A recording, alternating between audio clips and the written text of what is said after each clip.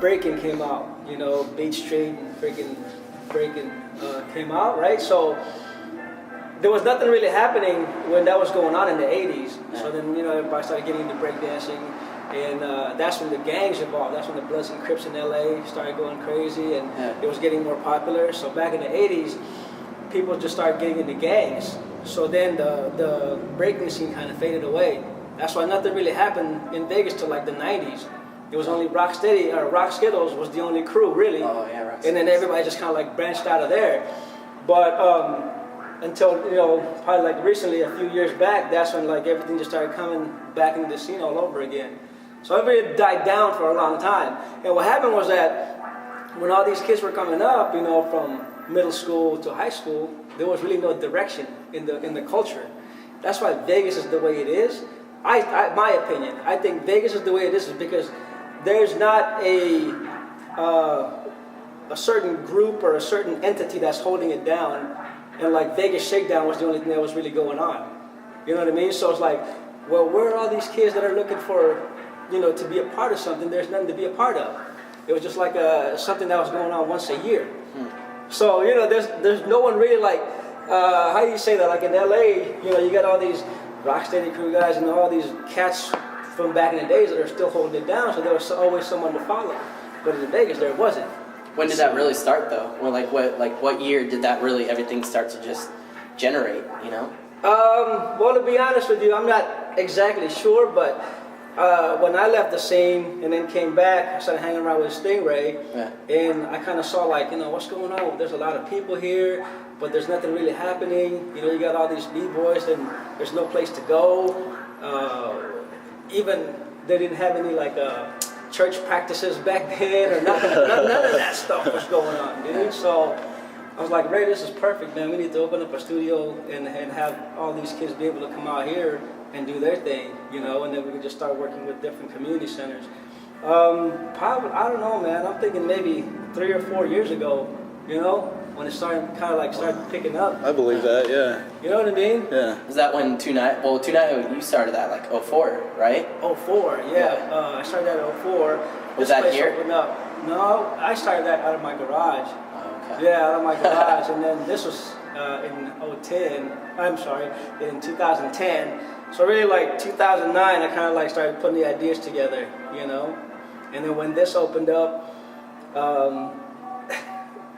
as small as Vegas is, that's what's really like, you know, how do you say that? It was hard for Tunay to get off and running really fast because of the crews, how they were. Since there were no directions, it's like, well, what does Tunay got to do with me?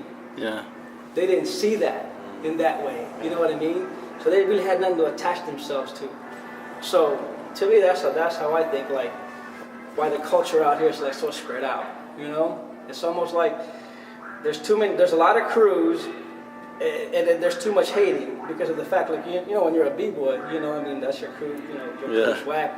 It's almost that attitude. Yeah. But so with not enough people in the culture and all of these crews put together, how can you guys come together?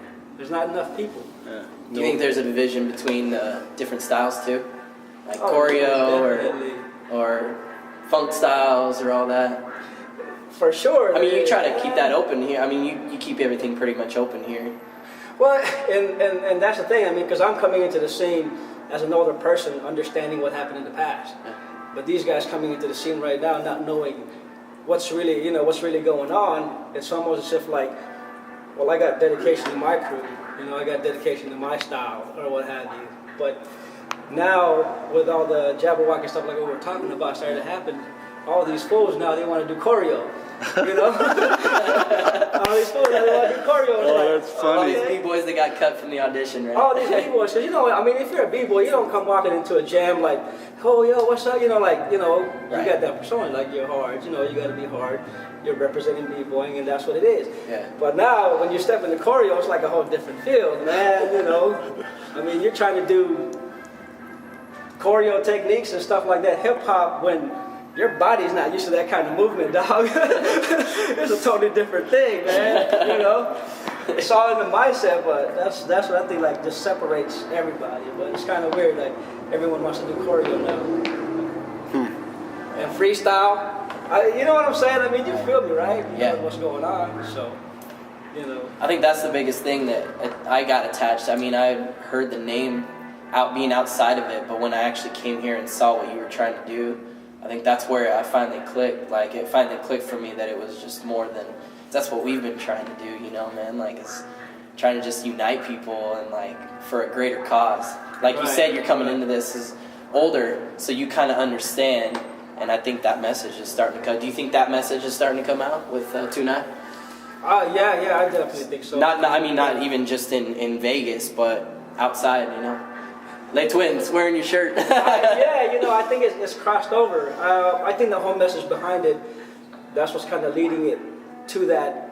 I don't know whether if you want to call it acceptance or not, you know, because now they see the Twins are in the mix and Criminals Crew and all that stuff like that. So these guys are like, dang, you know, what is Tunay doing, or who the heck is Tunay? And then once they come back here, and then they find out what Tunay is all about, then it kind of clicks and it does make sense, you know. We should all come together, no matter what style you have. You know what I mean? So, yeah, I think Tunay has brought that message out to people simply because of what it means, what it's doing, how it's doing it, and what it's bringing together. Yeah, I think. That's cool. That's good. What do you guys have coming up? You got over this next year? Oh, shoot, what do we got coming up? We got, I think Diablo's coming out in March. Oh, and as a matter of fact, First Fridays, March 1st, March 2nd, next month, we got Cypher Addicts. They hit me up a few days ago, and they're going to come out and do it over here. Okay. What's up, dude? Wow. Pretty dope. Yeah, she called me the other day, and she's like, hey, remember me? I'm like, yeah, I remember you, you know. She goes, we want to come out there to Vegas in March. And I go, when in March? She's like, what about the first Friday? I'm like, oh, that's dope. I said, that would work out perfect. Yeah. I'm like, hell yeah, you know. So we're putting that together now. And I think, I mean, I was happy for her to contact me and say that. And then after, when we were discussing it, she goes, yeah, you know, after Vegas, we're going out to China. Oh, wow. I'm like, what? I go, you guys are taking Cypher Addicts to China? She's like, yeah, then we're going to come back and go to San Diego and into the Bay. I'm like, cool, I'll be in San Diego with you guys and at the Bay. She was like, yeah, you know, come out. So cool. That, and I'm doing more stuff like I want to work more with people outside of the dance culture too. You know, like just basic hip-hop stuff, you know, anything. To where I want to sponsor their flyers, you know, sponsor some of their staff t-shirts and stuff like that. So that's what I'm trying to get involved with now, to kind of just tie everything together. You know what I mean? Yeah. I just don't want to stay with the dance culture because, you know, you got the DJs and you got the rap artists and stuff like that. So I want to combine all that and be in the mix with everyone. I don't want people to think, oh yeah, Tunay is just about dance, when it's not, you know. I mean, I rep the 4 elements, dude, and I can't go back on that. I wouldn't want to go back on it, so for sure. Yeah, I got to get down with that. That's cool. This is the latest one that we did. I call it Run Tunay. That's the latest one that we did. Just wanted to get back into the feel of the old school. I think that reps it pretty right, you know, with Run DMC. So, and then we got this other one here that I put together. That's not what hip hop can do for you, but what you can do for hip hop. Self-explanatory. You know what I mean? What else do I got going on? Basically, those are the latest ones. Those are the latest ones that I got happening. Oh, and this one right here. The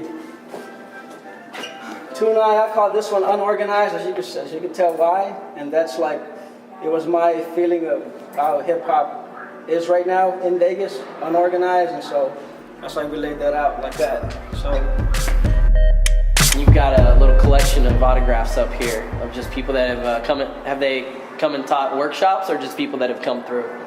Oh yeah, workshops.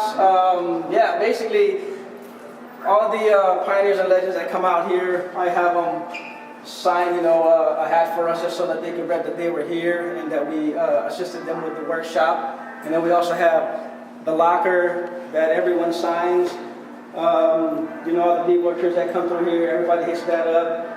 You've got pretty much Mellow Man Ace was here. He was the first one out here when we first opened up. He did a show at the Mirage, and he came out here and rehearsed. Who else we got? We got Po One on there. We got Technique on there. Ace Rock. Poppin' John, Scooby-Doo, and Lollipop Sanchez, Sugar Pop, Wiggles came out here and hit that up. So, and then again with the hats, they all filled one out. So, I mean, it's just proof. Like, all right, I'm messing with people that know what they're doing. You know, I'm just not tossing stuff out there for no reason. Right, you know. right.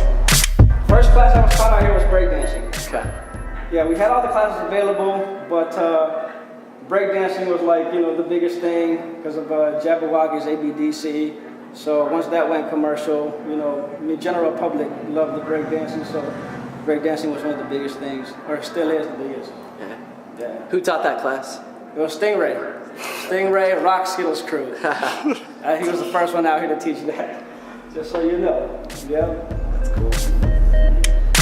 Give any shout outs to anybody out there in Vegas or anywhere else, anybody that's been helping?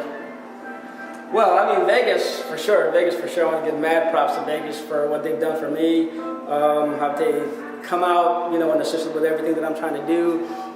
Basically, big ups to anyone keeping hip hop alive.